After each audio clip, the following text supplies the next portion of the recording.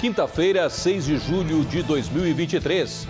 Começa agora o Pix News. Veja os destaques dessa edição. Detran Móvel leva serviços para regiões de Santa Catarina. Projeto itinerante aborda a educação no trânsito. Casan amplia a rede de abastecimento no Oeste.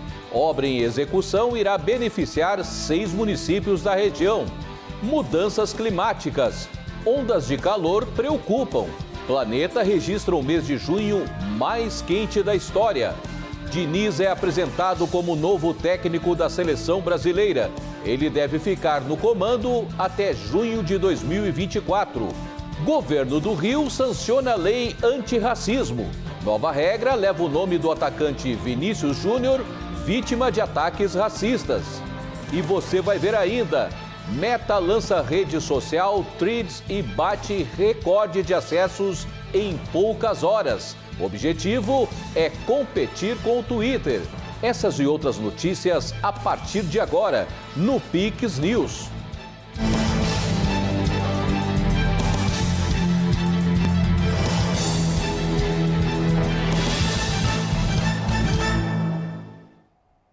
Olá, obrigado pela companhia. Agora são 20 horas e 2 minutos. Foi apresentado nesta semana o projeto Detran Móvel.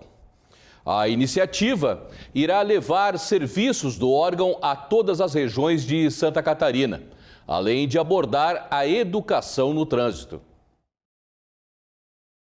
O presidente do Detran de Santa Catarina, Kennedy Nunes, apresentou nesta quarta-feira ao governador Jorginho Melo um projeto que tem o objetivo de levar educação no trânsito e também serviços do órgão estadual para municípios pequenos que não possuem esse atendimento na cidade ou em cidades próximas. A proposta é inspirada em um projeto de Blumenau, que além de precursor, leva educação sobre o trânsito para todas as escolas do município. Entre os serviços a serem prestados de forma itinerante está o exame médico, avaliação psicológica, foto e coleta da digital para obter a CNH. O veículo, além de promover ações de conscientização, serve como base administrativa. Os responsáveis pelo projeto estavam reunidos no centro administrativo no primeiro seminário do CETRAN de Segurança do Trânsito. Na verdade, Blumenau já é precursor desse tipo de educação levada às crianças de forma itinerante. E o que nós apresentamos ao governador é que nós queremos fazer isso no Detran, o Detran Móvel, que leva a educação para as crianças, mas também que nós possamos levar o serviço que a gente faz, que é o exame médico, psicológico, a foto e a identidade, aliás, as digitais para fazer a CNH. Então, os municípios pequenos que não têm condição de ter esse serviço vão ter a partir do momento em que o governo agora, com a pressa que tem a atender o cidadão, levar esse serviço móvel, educação e serviço através do Detran. Bem, o CETRAN de Santa Catarina é um órgão normativo e consultivo dos órgãos de trânsito do Estado. Nós temos várias funções, dentre elas é julgamento de multa, julgamento de recursos. E hoje o que mais nos consome no CETRAN é o julgamento de recursos.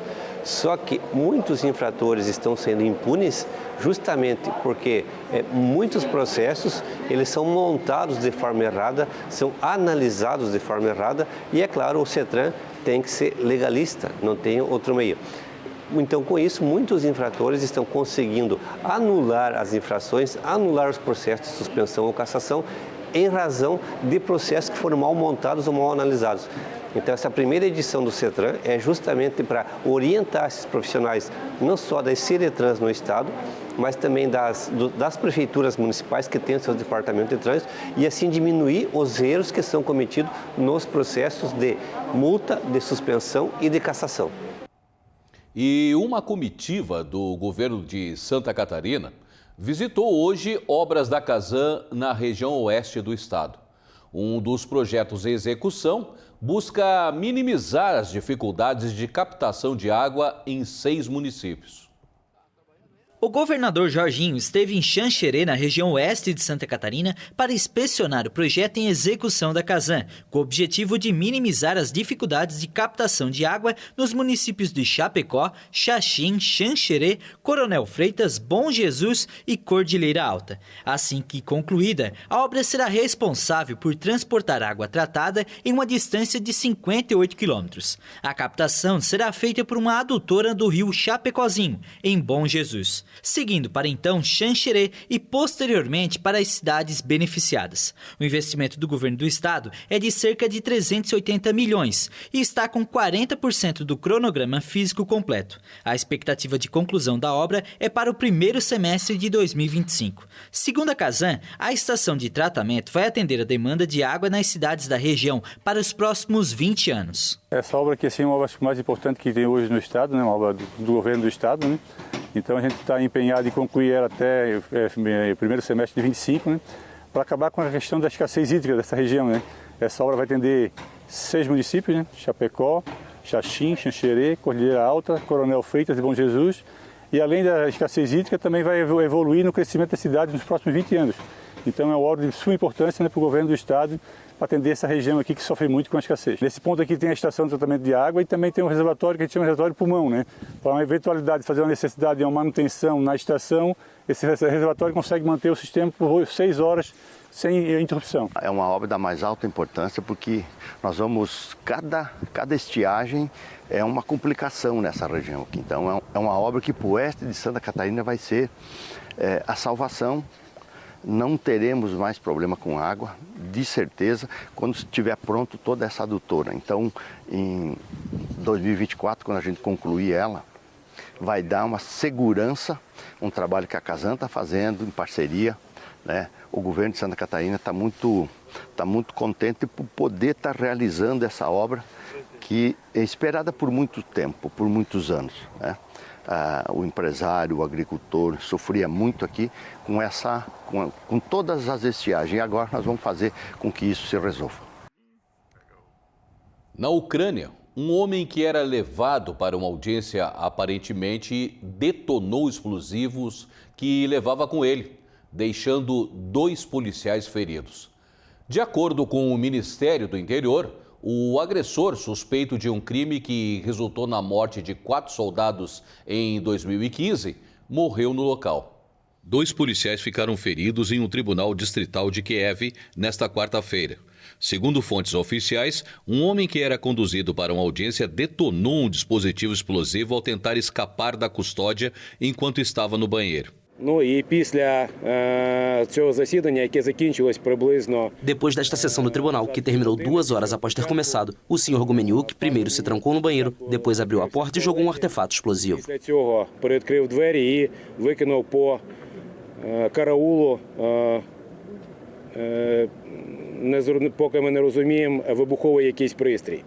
O agressor, suspeito de um crime, em 2015, que resultou na morte de 4 soldados da Guarda Nacional Ucraniana, morreu no local. Nossos policiais ficaram feridos, seus membros inferiores foram atingidos. Eles estão internados em hospitais. Suas vidas não estão em perigo. O senhor Gumeniuk morreu por conta do artefato explosivo.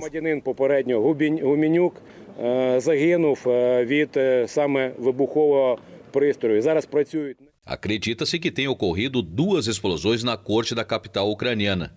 As autoridades não informaram se elas estão vinculadas aos esforços ucranianos na guerra com a Rússia. O prédio foi isolado, ambulâncias foram mobilizadas e policiais armados também foram destacados para o local.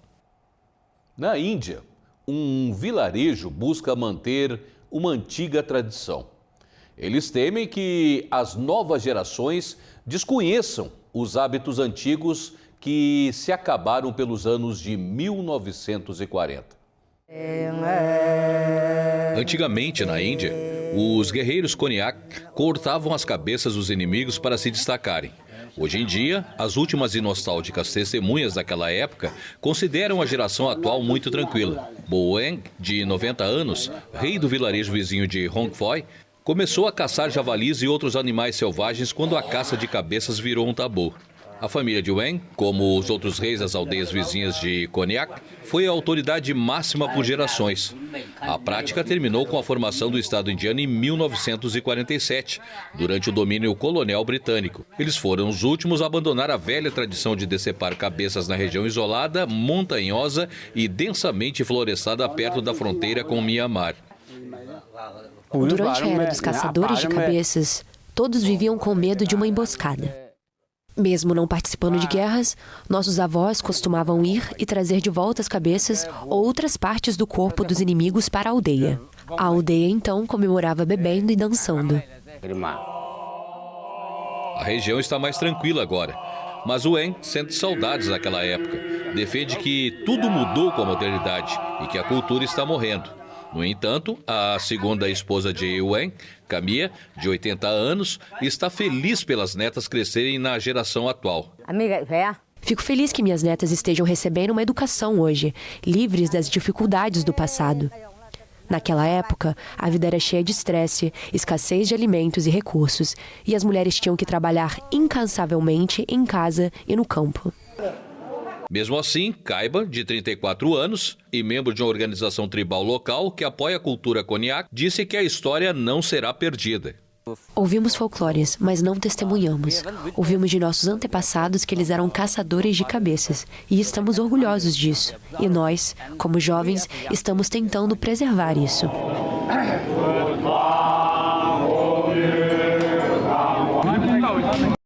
E você vai ver a seguir: mudanças climáticas. Planeta registrou o mês de junho mais quente da história. Tem as notícias do esporte com a nomeação de Fernando Diniz para a seleção brasileira. Para bater o Twitter, Meta lança o Threads, nova rede social que chega batendo recordes.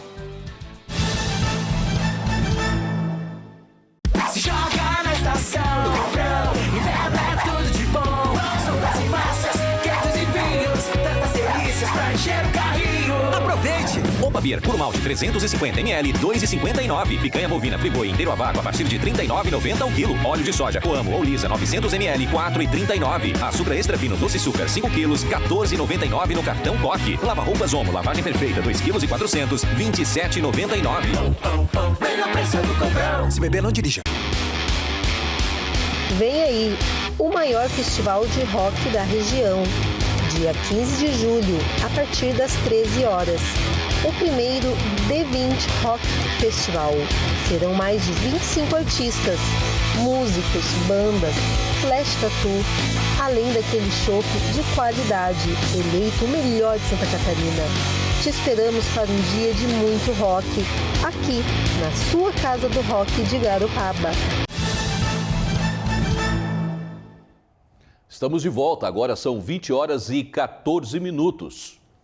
O Observatório Europeu Copernicus anunciou nesta quinta que o planeta registrou o mês de junho mais quente da história em 2023. O aumento da temperatura é uma das explicações para a ocorrência de uma série de mudanças climáticas e também para o retorno do fenômeno El Niño.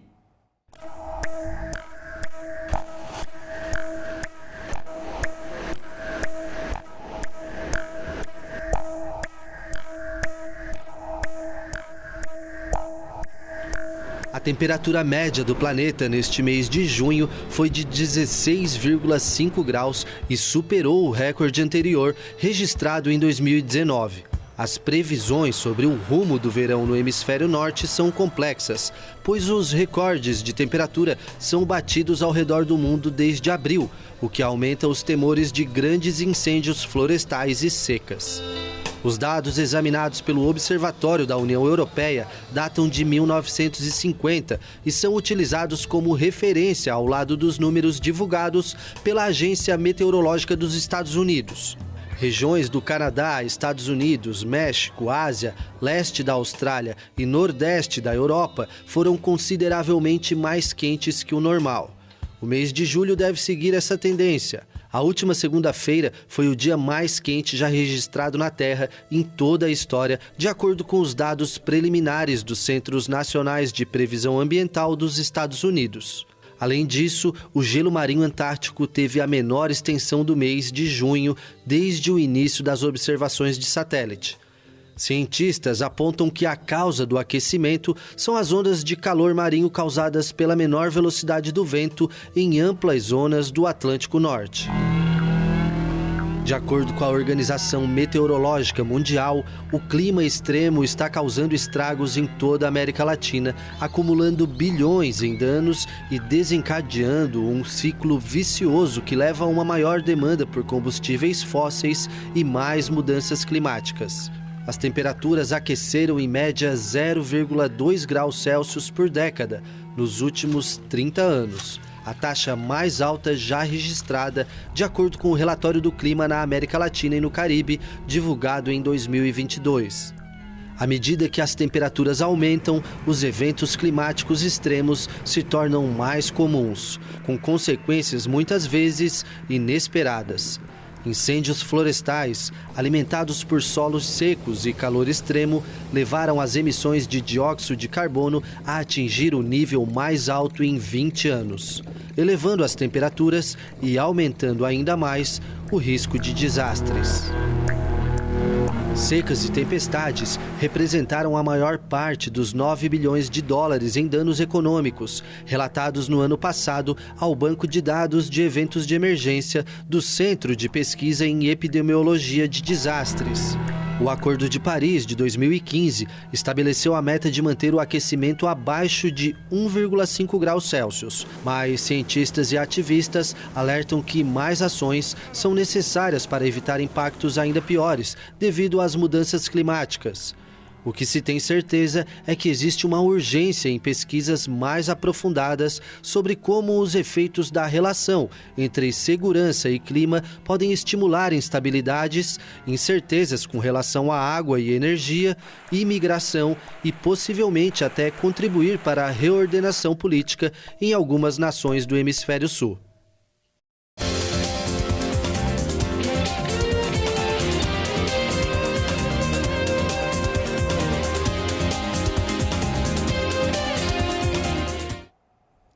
Pelo menos por enquanto, a novela envolvendo o comando da Seleção Brasileira de Futebol masculino está com um desfecho definido. Fernando Diniz, atual técnico do Fluminense, assume a equipe interinamente. Fernando Diniz foi apresentado como o novo técnico da seleção brasileira. Ele assume o posto pelo período de 1 ano, até a chegada do italiano Carlo Ancelotti, projetada para meados de 2024. Na sede da Confederação Brasileira de Futebol no Rio de Janeiro, o treinador disse que vai tentar reproduzir seu estilo de jogo também na seleção brasileira. Nesse caso aqui na seleção vai seguir essa mesma dinâmica de me aproximar dos jogadores, que acredito que o que eu faço no futebol é proporcionar as melhores condições para que os jogadores consigam colocar a sua melhor versão e colocar o seu melhor potencial para fora. Então eu acredito que o tempo que a gente tiver, eu vou conseguir, espero de fato conseguir, que os jogadores entendam as ideias básicas do meu jogo, mas a ideia principal é a gente criar boas conexões para que as coisas possam fluir. Diniz ganhou o reconhecimento em toda a América do Sul pelo futebol vistoso praticado pelo Fluminense no início do ano, mas que decaiu nas últimas semanas. Na seleção brasileira, o treinador vai ter inúmeras possibilidades de esquemas táticos e escalações com jogadores de altíssimo nível, entre eles o craque Neymar. Em relação ao Neymar, a minha opinião é que a palavra que me vem assim, quando eu penso nele é quase que uma aberração. É um super talento que demora muito tempo para nascer outro. É isso que eu penso do Neymar. O Brasil tem a sorte de aparecer jogadores assim de tempos em tempos. A gente tem que procurar aproveitar ao máximo de um talento como esse. É isso que eu penso do Neymar. É um extra série, um fora de série em todos os sentidos quando se trata de jogar futebol. Diniz vai seguir comandando o Fluminense durante o período em que estiver à frente da seleção brasileira. A expectativa é que Ancelotti desembarque no Brasil ao final do seu contrato com o Real Madrid, que vai até junho de 2024. Ao final da coletiva, o presidente da CBF, Edinaldo Rodrigues, garantiu aos jornalistas que o treinador italiano vai integrar a equipe na Copa América 2024. O governo do Rio de Janeiro sancionou uma lei antirracismo que leva o nome do atacante Vinícius Júnior. A Lei Vini Júnior foi aprovada por unanimidade pela Assembleia Legislativa do Estado em junho e inclui protocolos sobre como processar denúncias de racismo e campanhas educativas obrigatórias. A lei foi inspirada pela resposta de Vinícius Júnior ao incidente no estádio Mestalla, em Valência, quando o jogo foi interrompido por vários minutos enquanto o atleta apontava para aqueles que o atacavam nas arquibancadas. Vinícius Júnior também recebeu o prêmio da Assembleia Legislativa e da Câmara Municipal do Rio de Janeiro e colocou os pés na calçada da fama do Maracanã, onde agora está ao lado de grandes nomes como Pelé, Garrincha e Ronaldo.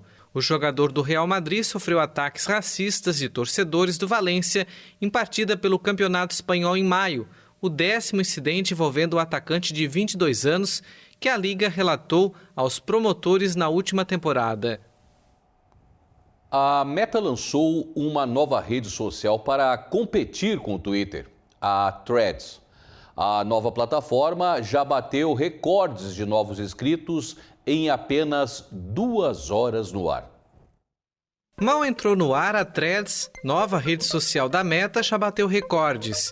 Em apenas 2 horas, foram mais de 2 milhões de usuários.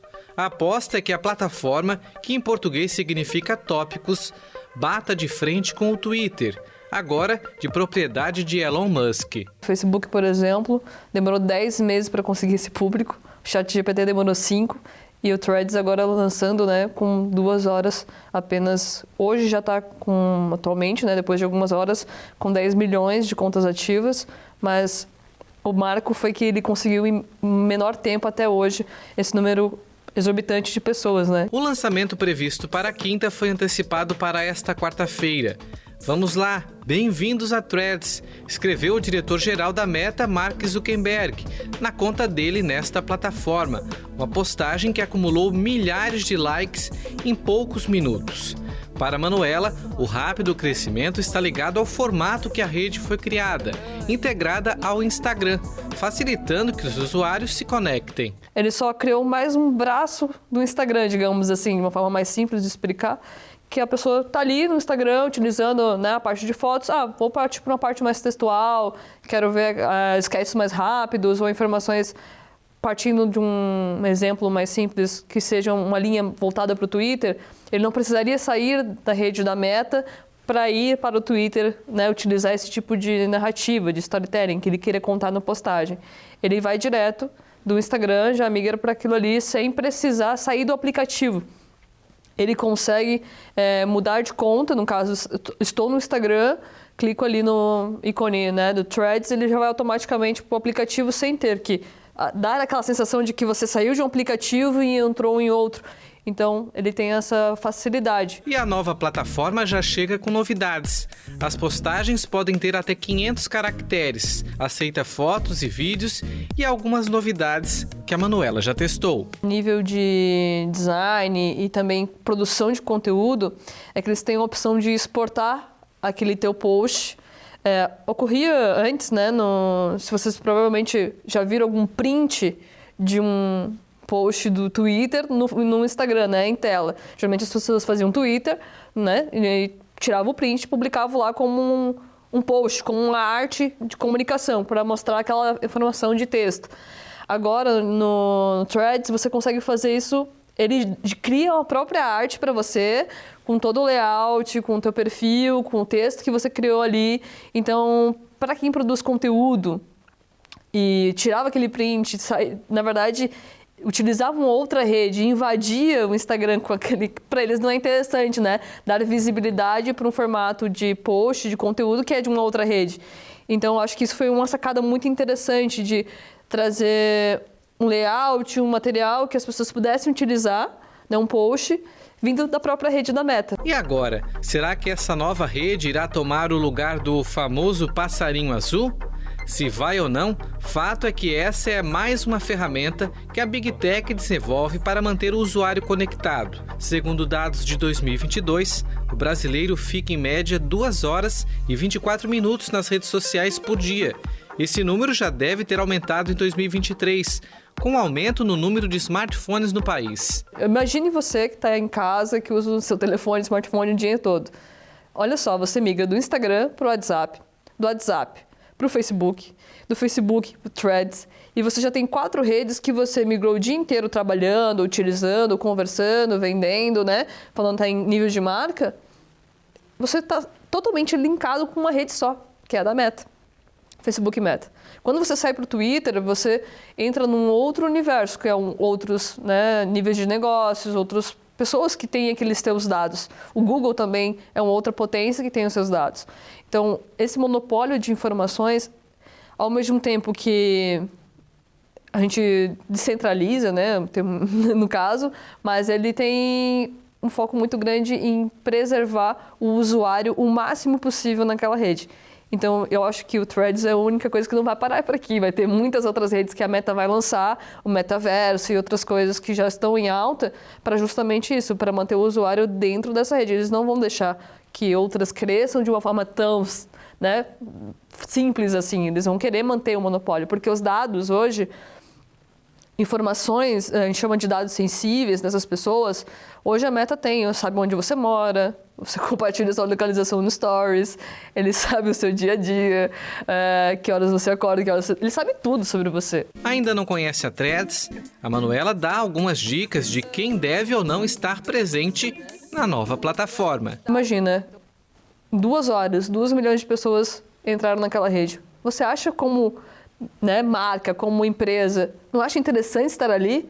Se em 2 horas tem 2 milhões de pessoas ali esperando para ver o seu conteúdo, né? Então, a marca que não está atenta a entrar no digital, não está atenta a essas tendências, ela vai perder não só como, né, valor de marca, de reconhecimento, de atualização, de inovação, mas também de usuários, de vender, de poder estar ali para comentar sobre o seu produto, de vender, né, teu serviço, né, um material que seja que a empresa vende hoje. Então, estar no digital e principalmente seguir as tendências, desde que, né, também sejam coerentes com o branding da marca, também não chega lá e, né, falar qualquer coisa, tem que ter um significado, mas eu acho super importante, porque você se conecta ainda mais com o seu usuário, você mostra que você está inovando, que você está atento às tendências. E uma escola da região realizou hoje mais uma edição do Festival Literário. Em uma tarde produtiva, o evento juntou habilidades dos alunos para a elaboração de um evento interativo. Um evento que possibilita unificar as habilidades de alguns jovens e criar interação entre eles falando em literatura.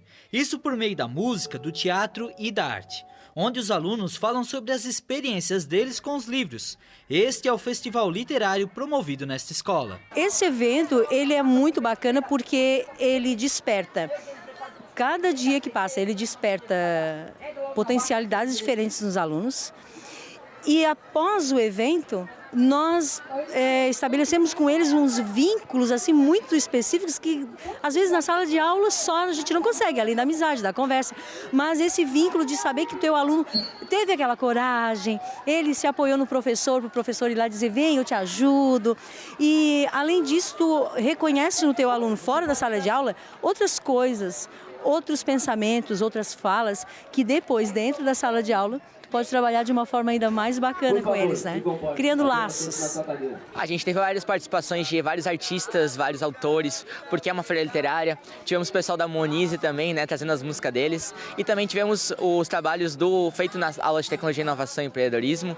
E também nós tivemos os trabalhos dos alunos, né, que eles focaram bastante nos livros literários, fizeram teatros, fizeram músicas.